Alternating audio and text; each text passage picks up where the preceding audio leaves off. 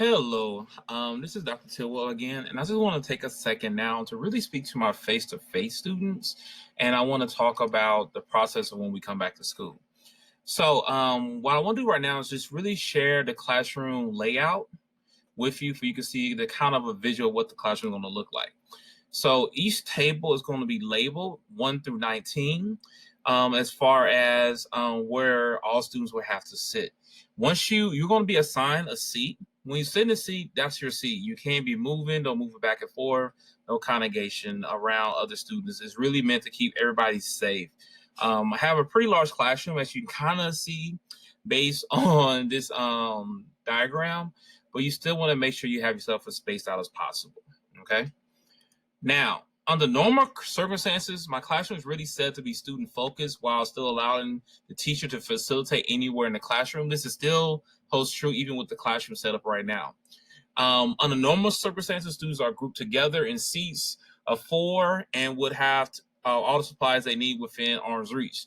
Because we're not able to share supplies, I will not have supplies for you. Under normal circumstances, I even have tablets that I normally use because I use a lot of technology in my classroom. However, I will not be able to supply technology or any other supplies. So make sure you always come in with pens, paper, and things that you need to make sure you be successful in the class. You also will not be grouped around any other students. You will have other students around you within 6 to 7 feet. The minimum worst case scenario might be 3 feet apart, but this really allows for us to really try to collaborate as best we can.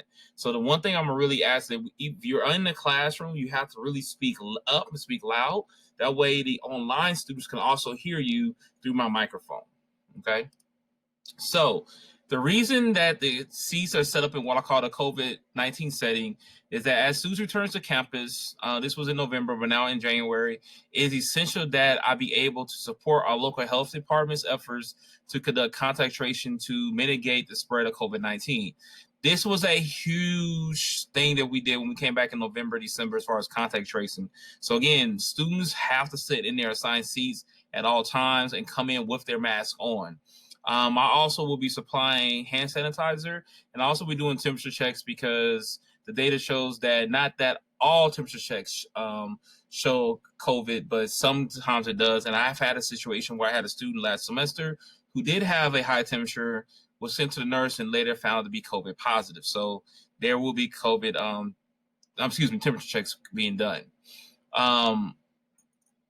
If a student in a particular course or courses test positive, I must be able to quickly identify the students and the instructors who have been potentially exposed in those classroom settings and initiate further action. More so, in a face-to-face environment, my commitment to safety requires students and instructors to observe the social distancing and personal protective equipment, the PPE guidelines set by the CDC at all times.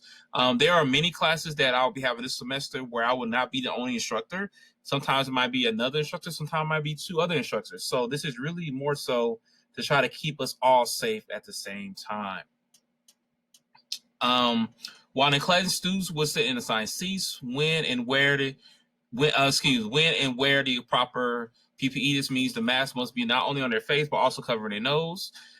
Should a student forget to bring and require PPE, PPE will be provided or be available in the building for students to acquire. I have some masks that I'll be able to give to a student if they need it. However, they also can go to the front office to get it.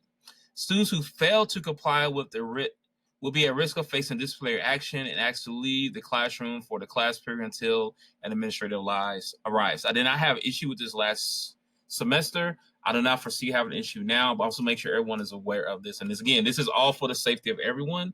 I am a high risk individual myself due to some medical issues I had over the last 2 years. I am getting better, but I also still want to make sure I keep myself safe, my family, and of course you and your family safe as well. So that is pretty much the highlights. Let me just show this to you again as far as how the classroom looks.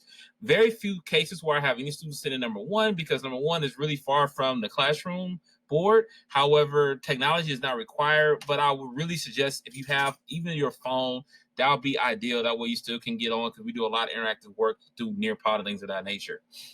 This is the classroom seating that I have set up so far. It is subject to change. This will be on the wall as you enter the door on Thursday and Friday of this week to get everybody accustomed to the procedure. I'll be doing the temperature checks, giving hand sanitizer, and also make sure students are able to find out where they go. So this is the first block, Honors U.S. History class. This is my second block, College Prep U.S. History class. Here is my third block, Ethnic Studies class. And lastly, here's my fourth block, Honors U.S. History class. So as you can see, I'm teaching 4 classes. I do not have a planning period.